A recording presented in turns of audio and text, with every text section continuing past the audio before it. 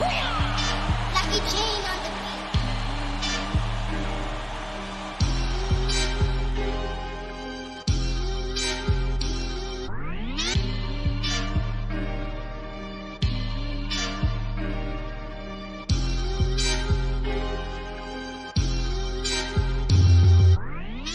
You're listening to the Bear Down Chicago podcast with Logan Bradley, Ryan Dangle, Patrick Sheldon, Brendan Shagrew, and Jack Wright.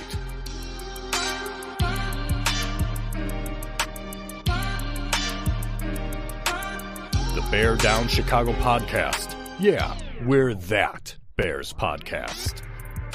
All right, folks, welcome into another edition of the Bear Down Chicago podcast. I am your host, Ryan Dangle. Now, if you want to find me on Twitter, you can hit me at Ryan Dangle. That's Dengel. Folks, you might be listening to this on Spotify, maybe iTunes, Apple Podcasts, whatever, but you also got to make sure you come check this out on YouTube. We would love to hang out with you guys.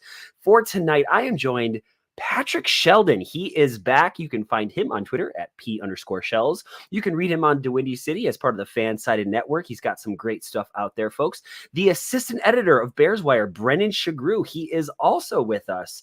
And folks, this one is fun. A Bear Down Under. Ozzy is with us tonight as well, all the way from Melbourne, Australia. So this is going to be fun. All right, so Shells, I haven't had a chance to hear your reaction. Ozzy, I'm coming to you next.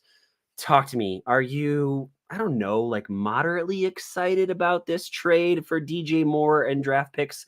Are you kind of thinking this was a really terrible move, like some of the things that I've seen on Twitter as of late? Like, where are you at on this, dude? No, I think this was a great move. And just to set the record straight, those people who are out there saying that either the Bears got fleeced or this is a terrible move are literally doing it just for clicks. There's no other motivation. Objectively, this was a very good deal for the Bears.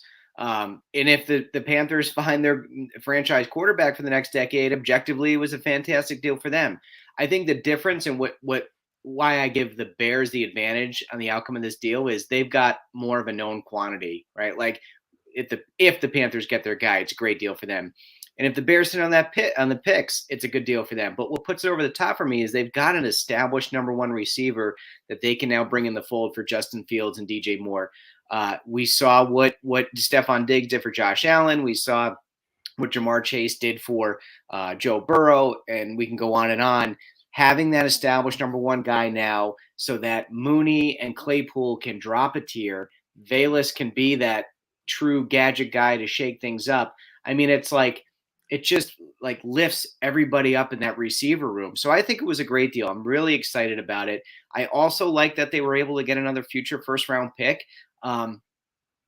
Again, I think Justin Fields is the guy. I believe that in my heart of hearts. But if they don't, he's the guy. Or if Justin Fields doesn't progress this year the way we want, as much as I hate to admit it, having what will amount to two number one or first round picks next year will be huge. And based on how Carolina is looking roster wise, they could have a top 10 pick from Carolina, and depending on how the Bears do, a pretty decent first round pick that they could maybe use to leverage and move up for a quarterback next year if that's the route they choose to go. I don't think they're going to do that. I think Justin Fields is going to show us this year who he is, thanks in part to getting DJ Moore. But I just think it was a masterclass by Ryan Poles in playing the draft. I got a lot more thoughts. Ozzy, I'm interested in yours, so I'm not going to hog the mic more than I already have. But what you got? Yeah, look, I agree with everything you just said, Shells, and I think what really excites me is the pressure it does put on the wide receiver room. And Claypool, he's got 1 year to prove himself now. That can only be a good thing for him. The steak knives with DJ Moore, that was one we didn't expect. And of course, there's the negative ones out there, ones with vendettas, which I won't say his name. He's clearly how many got a employees do you have in your media company, Ozzy? That's right. But no, look, absolutely thrilled with what the Bears have done with that number one pick. Well, I just think about Jalen Ramsey getting for a third round pick. And then I don't know, just some of the people that are just upset about this. Brendan, what's your take on the people that are upset about this trade? That's my take. It's funny. It really is funny to me because at best, I think you can say that Well, it's hard because Carolina, they needed to pay a premium to get their guy, to get the quarterback. We knew that Ryan Poles was sitting on a gold mine here with the first pick, and we knew that teams were going to have to overpay in a sense to get their guy. And basically the starting point was always going to be 3 first-round picks. And what the Bears did is they moved one of those picks instead of a first, knocked it down to a second, and then added in DJ Moore. I mean, that's so huge. I don't understand how people could say the Bears like got the worst end of the deal with this, because they have more first-round picks.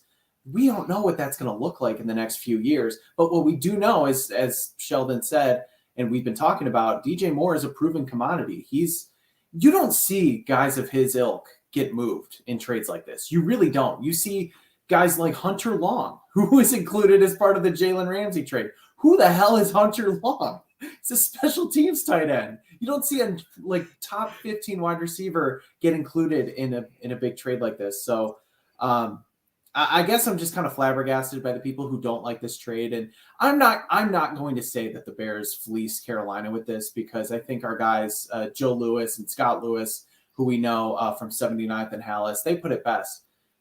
And I said it earlier, you have to do what it takes to get your quarterback if you feel that guy is worth moving up for. So it's just funny to me seeing some of the people. There's very few, by the way. We're talking about this one guy who had a just hilarious take. There might be 1 or 2 other people I've seen that have said the Bears got the worst end of this deal. Other than that, 99.99% of people think that the Bears did very well in this. And the Panthers the Panther fans are really disappointed. They're so mad. It's been interesting to see some of them just being like, you got the most underrated wide receiver that's out there. That like, it's different when fans are saying, hey, like, we're really upset about this. Here's what you're getting, as opposed to like, we didn't want him. You can take him. Yeah. That has not been the case. I think this is interesting. I'm throwing this up here, what TJ Brooks said, top 5 pick from Carolina, calling it now. I hope you're right, TJ. I really, really do. Just because of what that trade can mean. Marvin Harrison Jr., I don't know if now you have DJ Moore, you pair those two together. I don't know if you need to. Brendan, you kind of talked about expiring contracts when we spoke in our emergency session on Friday. We'll see.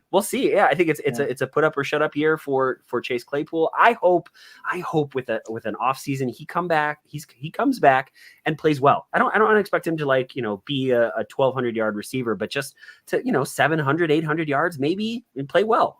Mm-hmm. Real quick, 2 things.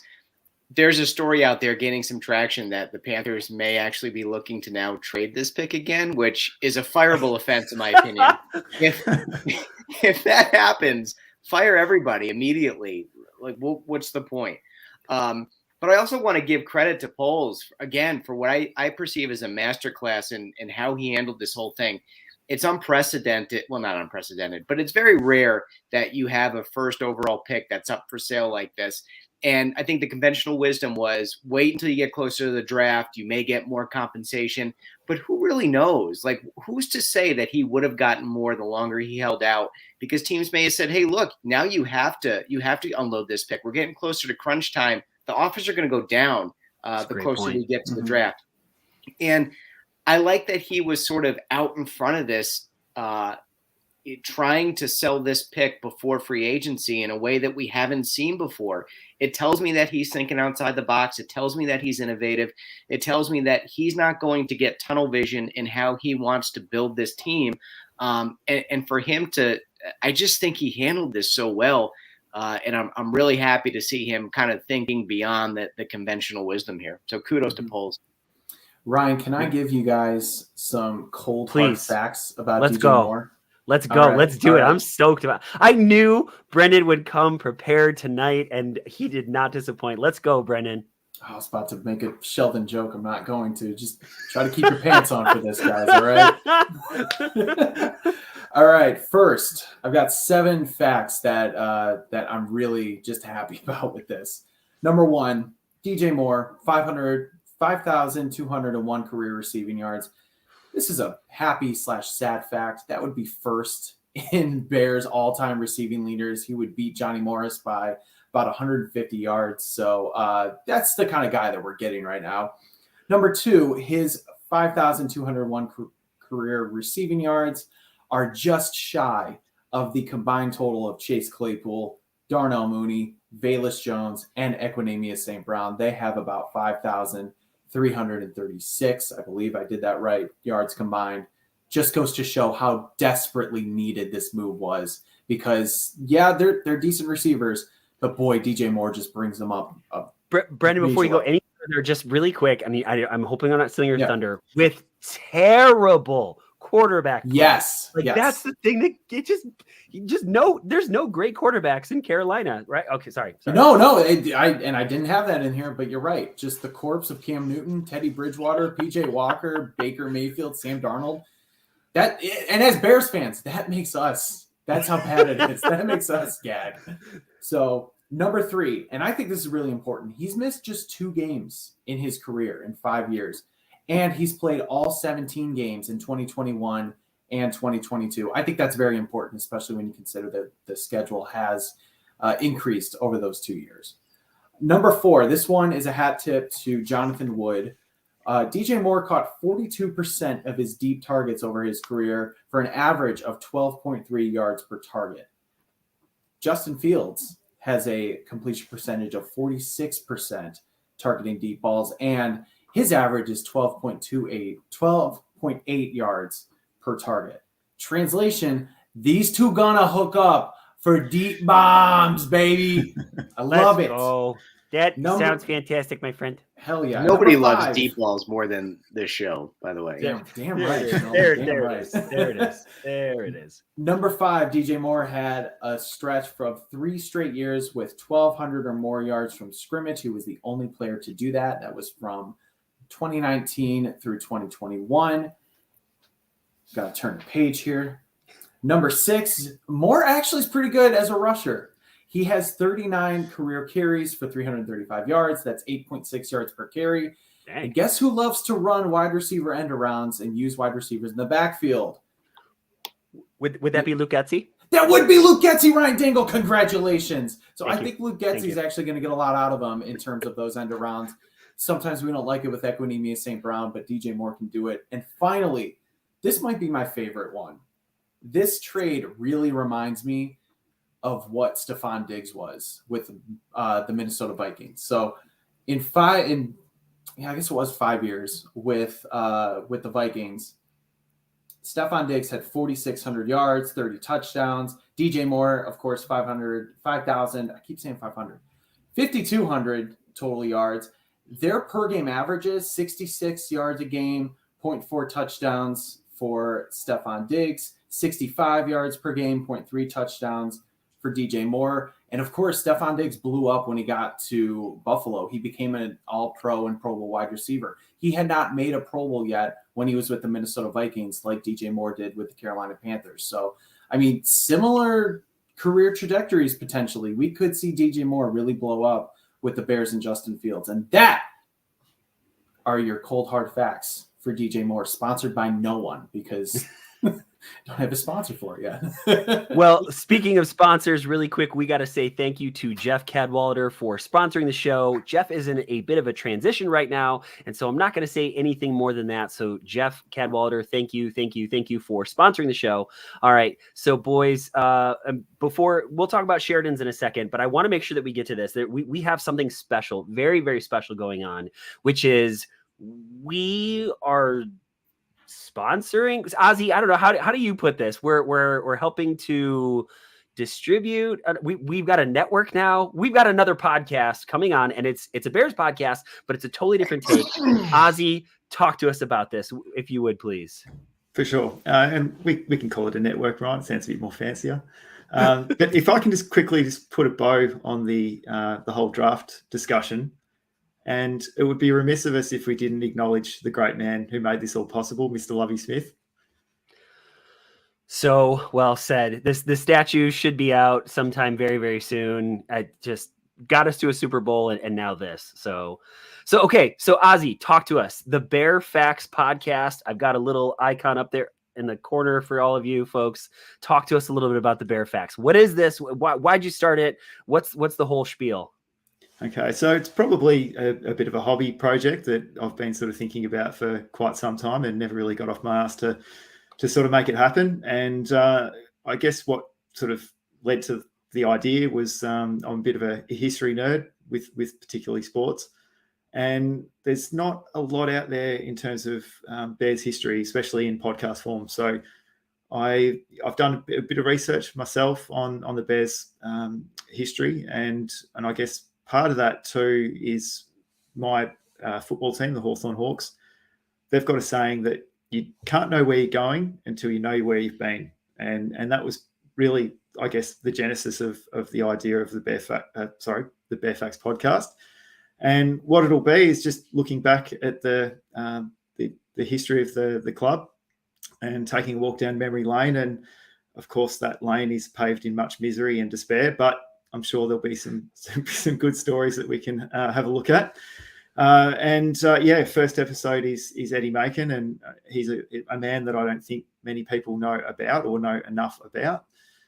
He's the first African-American to play for the Chicago Bears. And I sort of touched on this in the podcast, that it's a name that most Bears fans, if not all, should know.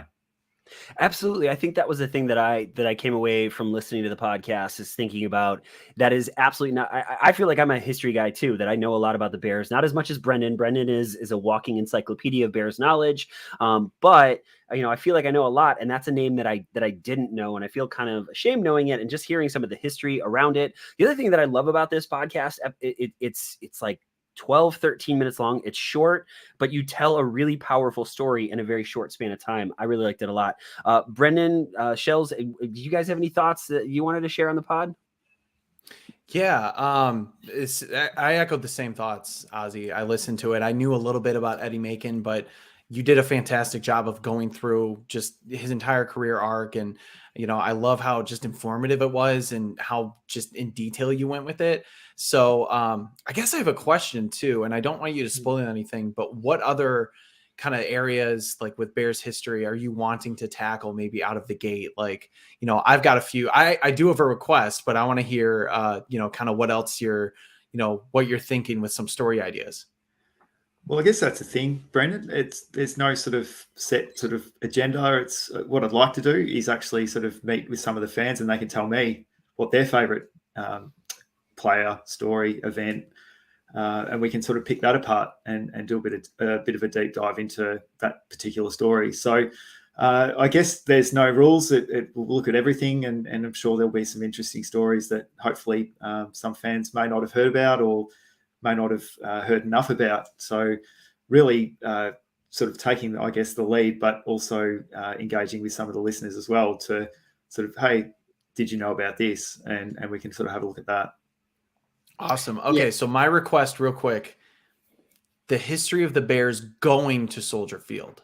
I think that would be really good about just like the transition. I think it's perfectly timed with Arlington Heights, and you could probably find a lot of good information there. Beautiful. I want to jump on something you said about engaging fans, because that was the first word that jumped in my head when I listened to Ozzy was engaging. It is super difficult to do a podcast solo, and Ozzy knocks it out of the park. You are engaged the entire time. As Ryan said, it's about 12 to 15 minutes, but Ozzy keeps you engaged the entire time. And you can just, you should do books on tape, Ozzy, because you got a great voice. You got the perfect voice for it. And you can just sit there in your car and, well, not in your car because you can't close your eyes in the car, but sit there in your office and close your eyes and just relax and enjoy it. And the soothing sounds of Ozzy. He tells a great story, and I can't recommend it enough. I'm really looking forward to what's to come. Thanks, Shells. Well, okay, and then I don't know. Do you want to drop the exciting news, about right now, Ozzy, or do I get? Just tell people what's going on right now, like right now. I think it's already dropped. As of the start of this show, it is available. So the Bearfax podcast, available on Spotify, iTunes, all those places, just like you can get here. So Bearfax podcast. If you have any questions, you obviously got to reach out to Ozzy at A Bear Down Under to check it out. We're excited. This is partially, this is all yours. You're the making it, but we just get to kind of help you with it a little bit and, to get it out there to people. And so we're excited to, to have this and to have you, Ozzy, as part of the crew, but doing your own thing. And it's exciting, man. It's very exciting. Thanks, Dangle, and thanks for all the support from you guys. I know it's a bit of a different concept to what most podcasts are these days, but yeah, no, really thrilled that you've been able to bring it in and sort of distribute, or I don't know what they call it these days, but to be part of that network is fantastic. Folks, please go check it out, the Bear Facts podcast. It is distributed by the Bear Down Chicago podcast crew, but it's Ozzy's baby. He's been working on it for a really, really long time. It's really, really good. And again, short, sweet episode on something that most of us have never heard of before, on a really amazing player. All right, so boys, let's do this. There's a lot of other stuff going on. So Brendan, I want to come back your way because I know you have been prepared for some of the rumors of free agent signings, trades, anything that's going on. Brendan, can you kind of break it down for us? What is going on with the Bears? What's going on with the NFL right now? All right. So the biggest thing with the Bears is there's rumors and there's kind of rumblings, I guess, that they're really targeting Mike McGlinchey and Bobby Okereke. I believe I said that right.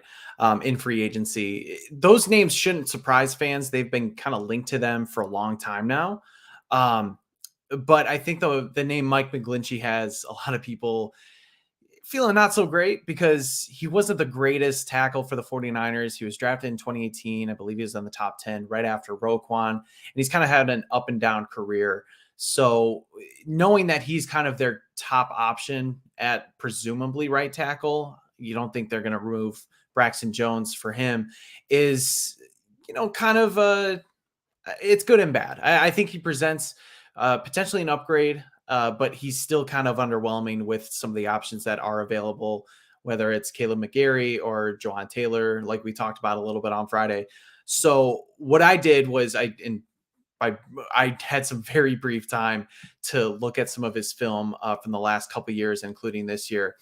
And I got to say, I think Mike McGlinchey has improved in 2022. So from what I was seeing, I'll just put this out there right away. He sucks when it comes to initial contact. He's not very good when it comes there because he either overcommits or just when somebody comes at him, he kind of stumbles. He's not the most physically intimidating player. He doesn't have the stature, unfortunately. But what he does do well is he rebounds. And he's not, if he gets beat the first time, he's probably not going to get beat the second time. So hopefully, after than that, I was the play, Mrs. Lincoln. Jeez. So that's the good news. He's able to kind of like keep himself in the play. He doesn't usually get like, if he gets beat once, he's probably not going to get beat twice at least. He really overcommitted a lot back in like 2020 and 2021. It looks like to me, just again, very brief research, that he's adjusted his stance a little bit. And instead of trying to kind of like overcommit on that first snap, he's kind of letting the defender come to him. And yeah, sometimes he gets beat, but he's not, completely, like I said, taking himself out of the play. He had basically averages 5 sacks per season, allowed. So that's not great. But when you consider that Larry Borum and Riley Reif both combined for 8 sacks this year, I mean, again, it's better, but how much better is it? I'm not really sure. So there's some potential there. And hopefully with Chris Morgan coaching him up, things look a little bit better. I think that seeing him potentially change up his stance and change up his approach shows that he is coachable still as a young player. So maybe the Bears see somebody that they go, hey, we can make this guy a little bit better and he can fit in our scheme. And I do think you need a strong right guard when you put him with him because of the fact he's not, I don't consider him a mauler. I think his game just isn't that, but with Tevin Jenkins there potentially next to him, I think that's going to be an okay combination. So like I said, real brief research on him. Yeah, so the thing that I think a lot of us have seen is Micah Parsons throwing him around like a rag doll, McGlinchey, and you know what I mean? Like that worries a little bit, but I think, Brendan, you made some really good points, which is, he can be good and to have some type of competition too, I think is of the utmost importance. Shells, do you feel a little better? No. I mean, a little. As I tweeted out, like if McGlinchey's the guy, I hope that they are focused on adding a couple of stud interior offensive linemen for the points that you just made. And I think Tevin Jenkins could be the guy, but honestly, with his health, I'm not 100% confident in his availability next year. So I think they need to get better on the interior if they're going to go with a guy like McGlinchey, because while he is an upgrade, I'm not thrilled with his pass pro. I think he's a great run blocker, but I think the Bears are already a very good run blocking team. I think I want people who can keep Justin Fields upright when he's trying to pass the ball, not run the ball. And for me, Orlando Brown's that guy. I know he may not fit their scheme entirely, but like he's a dude. He's a stud, right? Like try to figure out a way to get him to fit somehow, because if your concern is protecting your franchise quarterback, what better way to do it than with a Pro Bowl tackle like Orlando Brown? So I'm a little bit disappointed. It will be an upgrade, but as you say, an appreciable upgrade from the pass protection standpoint. I honestly couldn't tell you. Maybe a bit, but we'll see.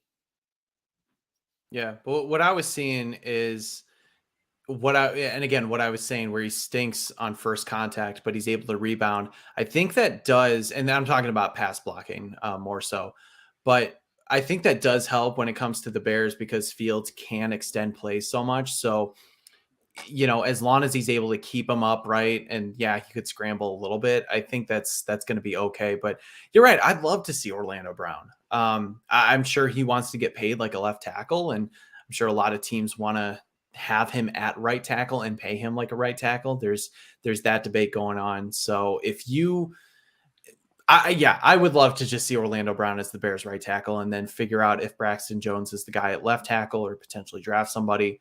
That'd be great, but it just doesn't seem like they're going there. And that is a little surprising because it feels to me that Ryan Poles was one of those instrumental guys in bringing over Orlando Brown from the Ravens as part of that trade. As the director of player personnel at the time. So it's just a little bit interesting when you think about the potential Kansas City Chiefs connections that could happen in the next few days. Can I ask I don't know if you got one in the queue, Ryan, can I ask a quick question about the line while we're talking about it? Ask away, dude. So there's some discussion about like Braxton Jones, is he the future left tackle? Can you move him? He's Poles' guy. Let me just paint a scenario. Number 9 pick, we can't trade out of it. Paris Johnson's on the board. Do you think Ryan Poles takes him and then figures out what to do with Braxton Jones? Or do you think he thinks Braxton Jones is good enough that you will pass on a guy with the upside of a Paris Johnson? I mean, I kind of asked a somewhat similar question in we met on Friday, which was, what position do you go after? Like how, you're essentially asking like, how do you feel about Braxton Jones at the left tackle, which I think we all will admit do needed to get stronger, coming out of a smaller program, but he played okay. And for a 5th round rookie to play okay at left tackle, but if we want to see this offense progress, it's got to be better than okay. I don't know. I guess I'm so curious to see what they're going to do here in free agency. We got a pass rusher. They need a 3 technique. They need offensive line help, as in more than one player. I still think you need another receiver, whether that be a slot guy or what, I don't know. They need something else. JSN. Yeah, I know. I mean, I don't. Yeah, I just think about so T. Higgins and Jamar Chase. What they have done, in Cincy has been nothing short of spectacular. But he sure could use some offensive line help. I mean, like DeVore, our guy DeVore made a great point. Can you imagine if the Bengals were like, we got Taj Boy, we got T. Higgins, we're good. We don't need Jamar Chase. And never draft and then, him. Yeah, and it also it sets up for the Bears have 2 wide receivers, really 3. I mean, if you're counting Equanimeous St. Brown, we're not in this case, but Darnell Mooney, Chase Claypool are both free agents at the end of the year. As of now, none of them have been extended. So really the only guy you can count on going forward is DJ Moore. So investing a pick in Jackson Smith-Njigba really just tells you that these are our guys going forward. And then potentially Darnell Mooney or Chase Claypool could be a guy that we bring in then later. What the Bears did by getting DJ Moore is I think they set themselves up now to get the best player available, whether that is Paris Johnson, whether that's Peter Skoronski, whether that's maybe Tyree Wilson at the edge position or JSN. Like you still have needs, but you can now like look back and say, okay, we can afford, if we have Paris Johnson graded higher than JSN, like let's take him or vice versa. This team still has holes everywhere. So I don't think like DJ Moore changes. It changes something in a bit. It changes something, but not too much, if that makes sense, because you got to think past 2023. Ozzy, really quick, because I know your time is a little bit more limited than ours. I don't even know what time it is in Australia right now, but before you go, can you drop in for us a position? Not necessarily a player that you're looking at in the college ranks, but if best position available at number 9, would you go 3 technique? Would you go pass rusher? Would you go for another wide receiver? What are you thinking? Well, I guess it depends on who's available. JSN, Jalen Carter, do you go for him? Do you ignore everything that's happened over the last few weeks if he's still there? That's a dilemma. That is the dilemma. But I don't mind the sound of the local boy, Lucas Van Ness, as defensive end. I think he could play a role. I think he set a record this year with blocked punts or something. So he could be quite a good fit if, I guess, those 2 players aren't there. What about okay, I'm gonna butcher Skronsky. What with the kid from Northwestern, the tackle with short arms, right? I don't know, how do you guys feel about that? Because it's interesting because as Fitz, who we had on our show, who did a fantastic job breaking down film, he said, he's been the guy. Yes, he may have short arms, but all of that can be kind of put aside because he's been that guy for a while. Would you draft him at 9 if he's available? I think I would. Yeah. I mean, look, sometimes arm length can be something that's Jason, no matter what. Yep. Jordan. Yeah. Peter Skoronski knows what's up. Yeah. I think arm length is something to be discussed, but it's not the be all end all. And you know what, if a guy's a player, maybe he's not your prototypical left tackle, and that, it is what it is. But if you find him a spot at like left guard, for example, where there will be an opening because Cody Whitehair is not a guy. Put him at left guard. Let him be Zach Martin for the next 10 years. Quentin Nelson went in the top 10 as a guard, and he's one of the best to do it. So you want guys that can play. And if he can project as a tackle, great. If he projects as like a superstar guard, also great. So you just get guys who can play and then figure out what to do with them. Yeah, for me, it'll depend on a couple of things. One, what they do in free agency, and then 2, who's on the board. Like, I'm not taking him at 9 over JSN or Paris Johnson. That's just me. If I've got a shot at a tackle, potentially a franchise left tackle with the amount of upside that Johnson has, I'm going to take a shot on that over the guard. And if I've got JSN, just me personally, I want that additional weapon for the Bears. Again, it'll depend on what they do in free agency. Like, they need to address the line heavily in free agency. But if they can do that and shore that up, to a better degree than they did last year, then I'm all for going for a guy like JSN and getting the wide receiver room to be one of the best in football. So it depends. I wouldn't be upset with Skoronski. I just, at 9, with who else could be on the board, then it would be, I don't know, a little bit questionable in my mind, but I wouldn't be upset with him, I guess. Just because I like shaking things up a little bit, what position would you be upset about if they drafted? Obviously, they're not going quarterbacks. We just not do that. But aside from that, like, is there a position if they drafted you would, I don't know, maybe upset isn't the right word, but you wouldn't be thrilled about that position? For this, let's go Shells, Brennan, and Ozzy. Running back. I know there's a lot of talk about Robinson out of Texas, and maybe he's dynamic, but the amount of holes that the Bears have, and how good their running game already is, like I want to diversify our offensive attack, and Robinson to me at 9 just would not be a wise pick. I would rather put that into another position need. I would take a cornerback over Robinson. I would take defensive lineman. I would take an offensive lineman. I would take a wide receiver. There aren't many positions I wouldn't take over Robinson. He's a good player. I'm not doubting that. But just in terms of what this team needs and what I think this team's strengths and weaknesses are, like I get the idea of making a strength a huge strength, but for me, that would be the passing game. Like the Bears can run the football, right? But we need to come up to like the 2023 NFL offense, and we need to get a great passing game to complement a very good running game. We don't want the best running game in football and the worst passing game. We've got to elevate our passing game. And to me, a wide receiver or an offensive lineman does that. So to answer your direct question, it would be running back. I'm thinking of like the last few running backs to go top 10. I know Saquon was one, Christian McCaffrey and Leonard Fournette, Ezekiel Elliott. I mean, like CMC is definitely a game changer. Fournette wasn't. Ezekiel Elliott was a beast for the first like 3 years. I don't know. I mean, I don't know if I'd be that upset, but I'd definitely scratch my head if you really think that Robinson could be that game changing kind of player. I don't know if I'd hate it as much as you, but I'd definitely question it. I mean, I was going to say what Adam said in the comments, off-ball linebacker would be an issue. I mean, I doubt that would happen just knowing what Eberflus's philosophies are, especially after hearing his Roquan Smith comments when he got Darius Leonard. Literally, you just posted it. Jeez.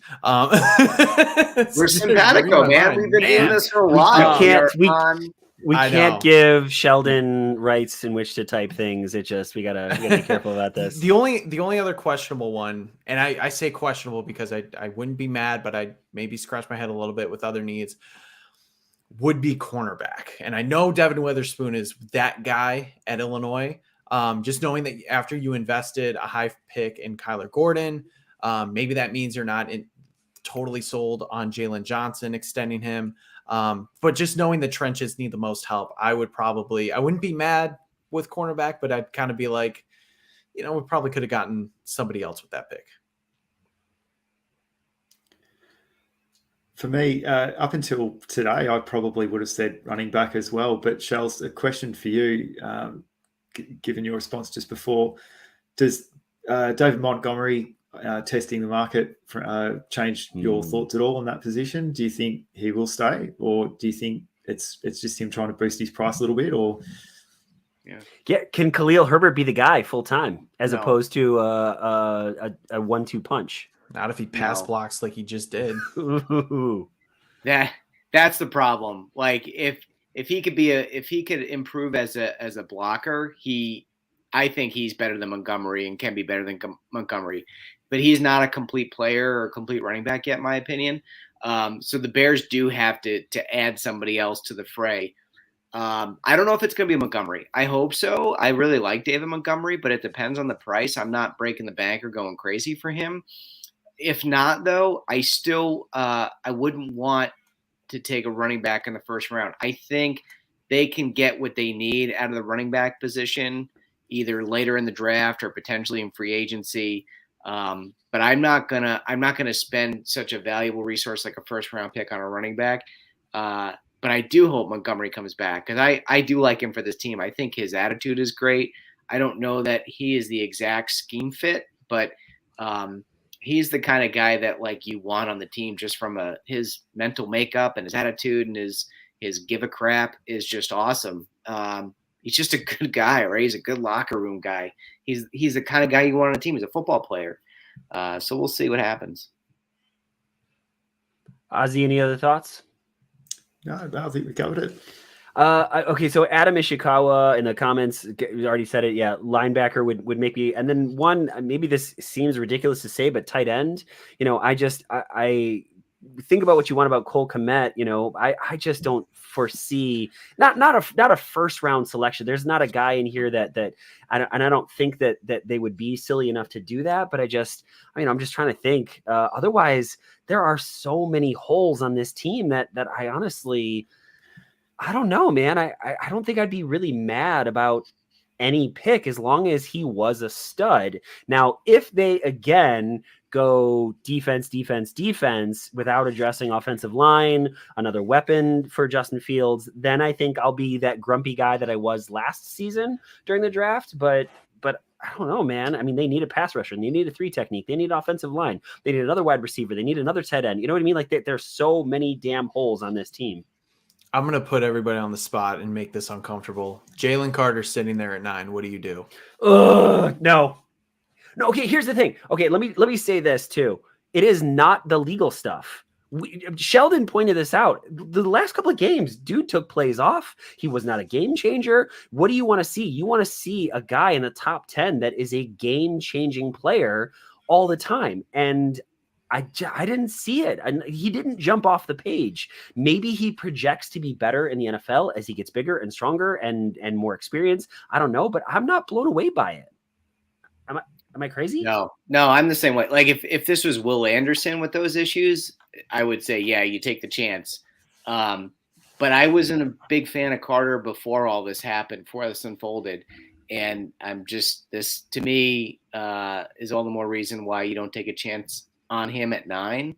Like, I know people are like, well, once he gets into the weight room and once he gets better conditioning and once he gets, like, if you're talking about him being a generational talent, I feel like that should be part and parcel of the generational talent. He should already be there. Like, I don't want to take a guy with some risk factors and that you have, that's kind of like a project that is a physical specimen, but you got to get his motor up. Like, how many times have you seen guys come in to the NFL, get paid a ton of money, and all of a sudden they're like, oh, I got a high motor now? Like, how often does that really happen where they completely change their outlook and now they're more motivated once they get paid? I don't think it happens very often. So I'm going to stay away from Carter if I'm the Bears. What about you, Ozzy? I'm seriously split, but probably leaning more towards no at 9. Yeah. See, I think if you're talking about him in the top 2 or 3, okay, yeah, definitely is like legal stuff and things with, he needed to be ridden in practice. He, maybe his conditioning wasn't up to snuff. If he's at 9, though, I just think that's one of those value things that maybe makes it a little more palatable.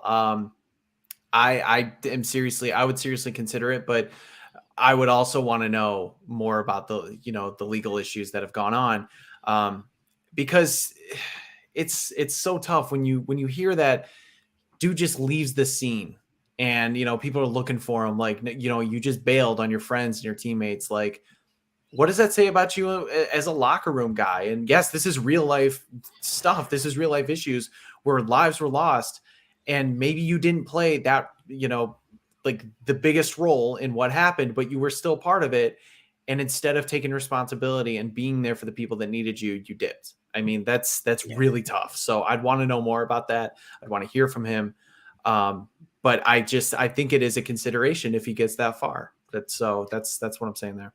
I'd be surprised if McCaskey signed off on it too, knowing how they are and how conservative they are on that front. And I would be surprised if Poles took that big of a risk because, yeah, it may be boom or bust, but boy, if you completely strike out with the number 9 pick, I get it.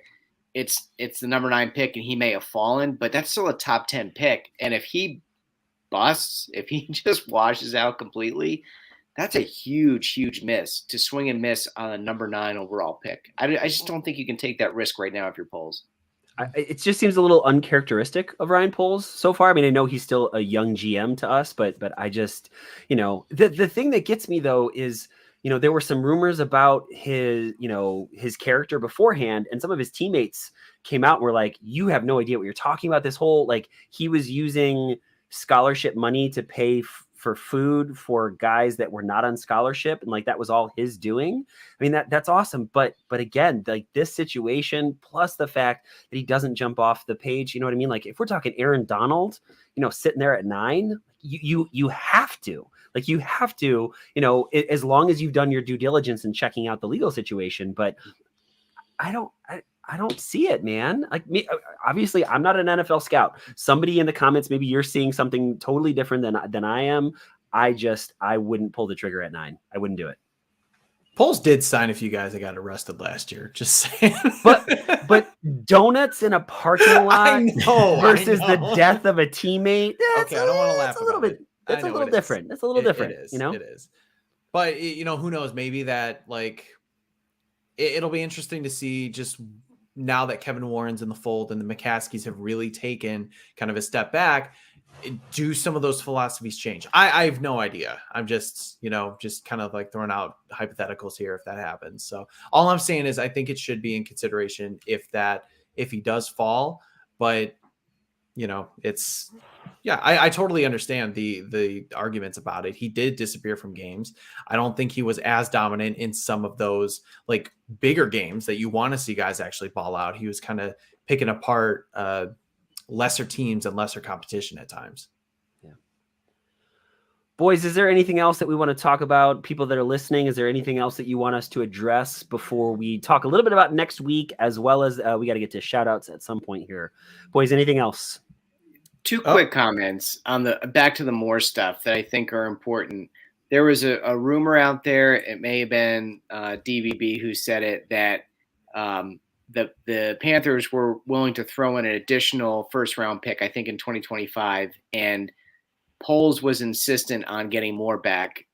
Similarly, he was insistent on getting Michael Pittman back from a Colts deal. So he wanted a top wide receiver in this deal. To me, that shows he's got confidence and faith in Justin Fields. He may be hedging a little bit, but he believes in Justin Fields enough that he forwent, that's a word, the additional first-round pick to get a guy that can help him in that offense right now. So I think that if you're in the Justin Fields camp and you want to know if Poles sees him as potentially the guy, I think that's a move that says yes, he does see him as potentially the guy. And then the other thing about the Moore move is I think it brings an adult to the wide receiver room, and this is not meant as a disrespect to Claypool or to Mooney or to any of those guys, but I think Moore is going to be what I had hoped Allen Robinson was going to be, not just a great tactician and a great wide receiver, but somebody who will hold the rest of that room accountable. He comes in with a lot of credibility already based on what he's accomplished in the league.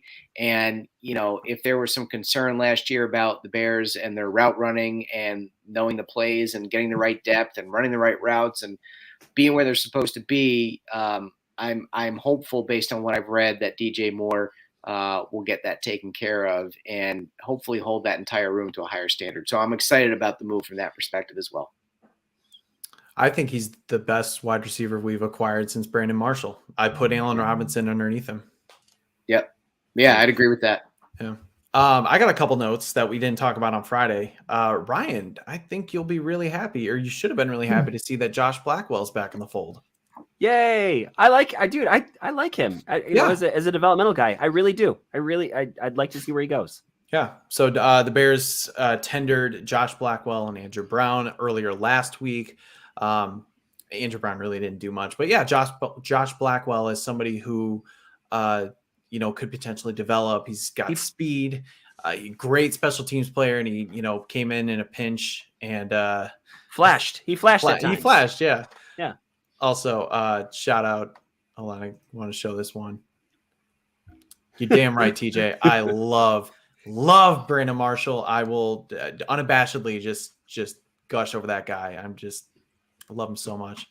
And then the other move was re-signing Kari Blasingame. I thought that was a really important move. He was a free agent, did pretty well as the team's fullback, the first one we've had in a long time. So just really happy to see him back in the fold as well. I thought those were two like low key under the radar signings that I'm glad were done before free agency hit. Bears ran the ball well with Blasingame. Ozzy, anything you want to throw out? We do have one listener request. Anything else? Just would love to see Robbie Gould come back. That'd be great. And, so Robbie v. Cairo. Who you taking? I'm going to go with Robbie. Yeah. All right. Sorry. Yep. No. You're all good. Okay. So I think this is a really good one. Names.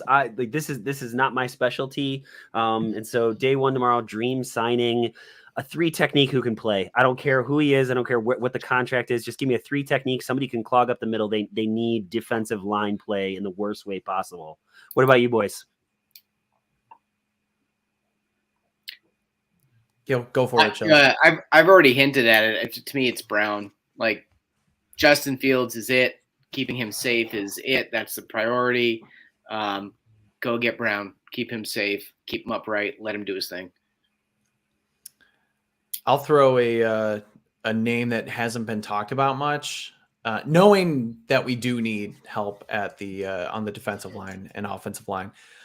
Guys, I'd love to see James Bradberry in a Bears uniform. I've loved Bradberry for a long time, and I thought he just when the Eagles got him for pennies, I'm like, that's going to be a really good signing, and sure enough, it was. I know he had the dumb holding penalty in the Super Bowl, but he was really good for them, and I just think him coming over with Jalen Johnson, Kyler Gordon, that's a really, really good secondary.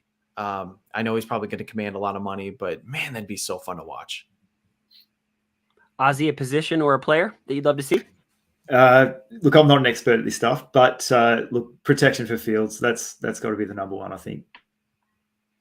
All right, what about boys. Ben Jones as a center? Oh, sorry. No.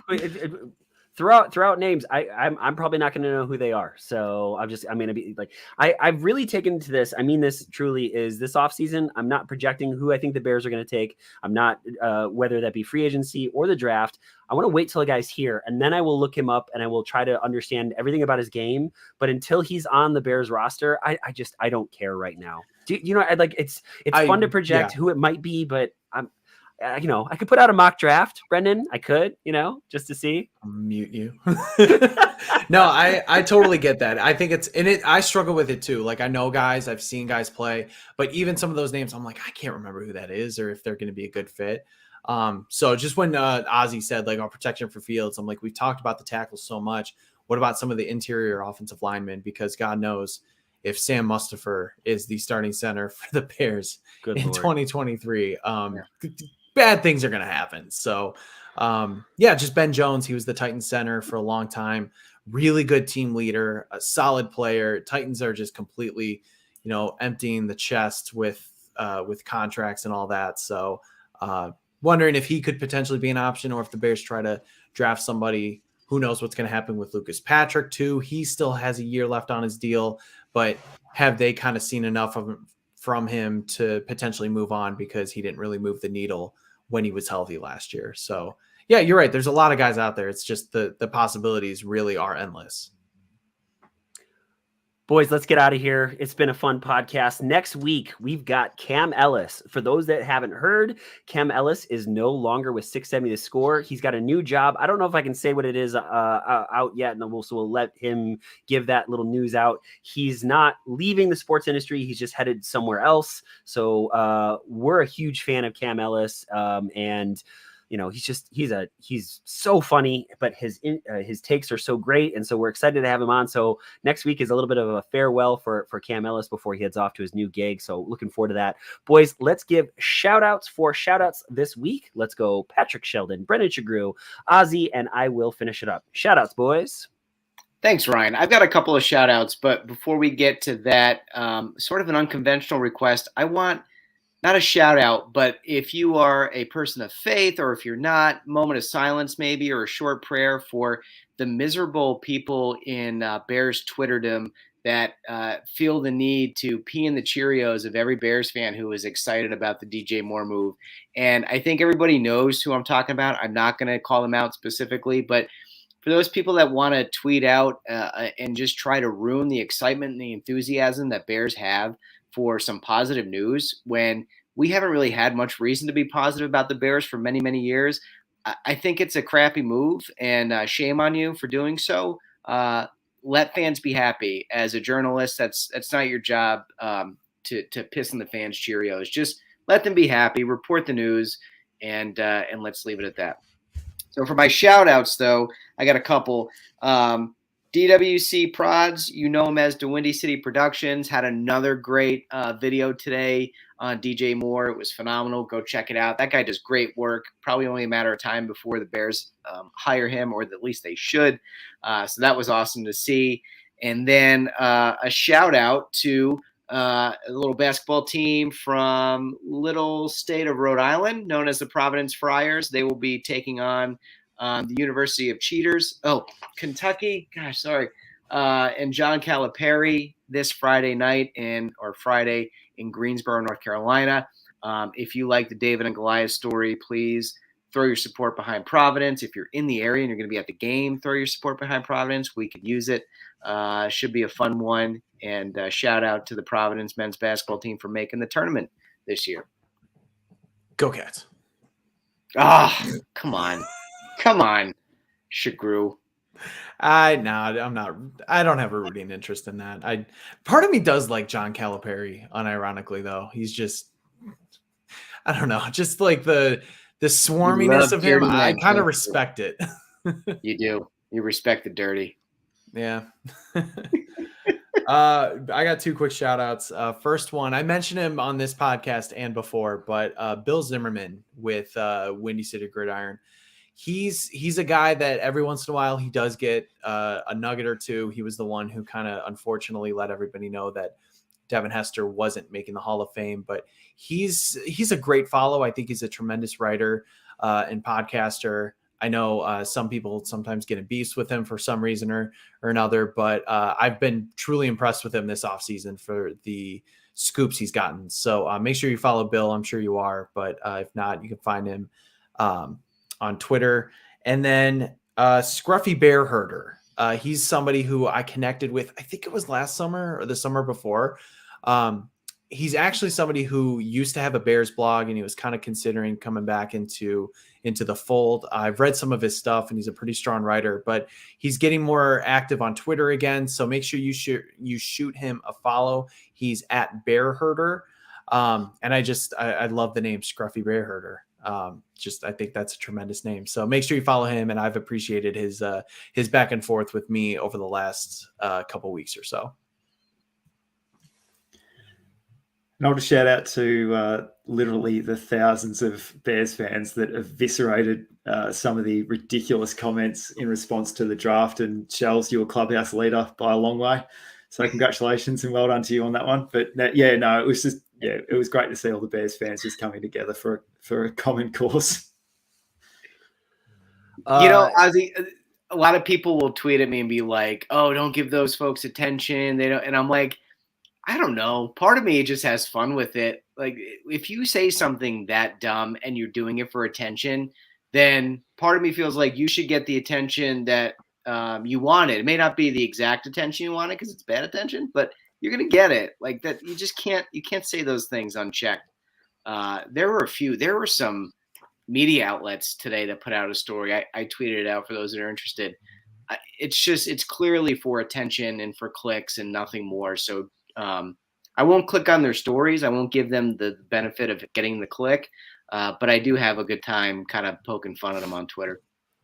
I was telling Ryan and Ozzy off before we started, I will take full credit for that because nobody knew who this guy was. He had zero interaction on his Twitter, and my dad alerted to me to, like, he was reading a Newsbreak thing, and this guy wrote an article about it. I read half of it. I'm like, this guy is full of crap. And then I found him on Twitter, and I saw he put out a video. And then seeing how pompous he was about how much he wanted to be right about everything and saying, like, you guys need to, like, listen to me. I'm the best. I know what's up. I'm like, all right, well, now I got to expose you because you're just being an asshat. Yeah. So that I this is going to sound douchey. I take credit for unleashing the waterfall of crap that guy got because he was ratioed. I probably won't do it again.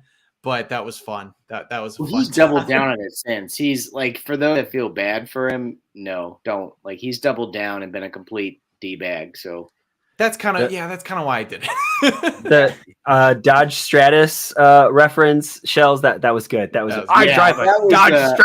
I've got 60 employees, none of whom liked your tweet, by the way. And then the fact that he came back and was like, you think I need to force my employees to like my tweets? I'm like, you're making my point for me. The fact that, like, you would need to make them like such a tweet tells you it's a bad tweet, guy. Like, he's something else, man. The guy's a piece That's of work. fine. For those who don't know, I'll just say that there's a person who had a terrible take. He put out a video, and Bears Twitter just ratioed him completely, as Mike said. And Shells was the leader there. So I've got some positive stuff to give out. So all positive here. So first of all, again, one more time, go check out the Bear Facts podcast with Ozzy. Such a good episode. It is live now. You can go and check it out. I am sure Brendan will tweet it out for all of you to check out. It's going to be out there. We have a ridiculous number of new followers on YouTube. This is a platform that we weren't on for a long time. We were doing just audio only. And after our Mike Fitzgerald episode, it's been awesome to see. And so interacting with some of you just as of tonight, Cornelius, Adam Ishikawa, haven't interacted with those guys. So that was really awesome to see. So thank you for all of you new followers. If you are listening to us just audio, come check us out on YouTube. Say hello. See what the voices that you hear, see what we look like. Sometimes they match up, sometimes they don't, right, boys? And obviously this is a huge one. Okay, so Beats by Blackie Chan does the intro and outro music for our podcast, and he's got a brand new track that came out. I got to hear it before everybody else, but it just dropped. It is so freaking good. So it's called Don't Run Away. Beats by Blackie Chan. We'll try to make sure that it's out there. It's available to all of you. He's so freaking talented. So with that, what I'm going to do is, and we've had so many problems with this. I don't know why it is, but I'm going to go ahead and play it. I re-downloaded it. So hopefully that there aren't any issues. Boys, you can give me a disapproving look or a thumbs up if it. What is playing? Can you hear me? So far, so good. There you go. Now it's good. Yay! Okay, so for all of us here at the Bear Down Chicago podcast and the Bear Facts podcast, thank you so much for hanging out with us. We appreciate you all. And for all of you out there, Bear Down Chicago.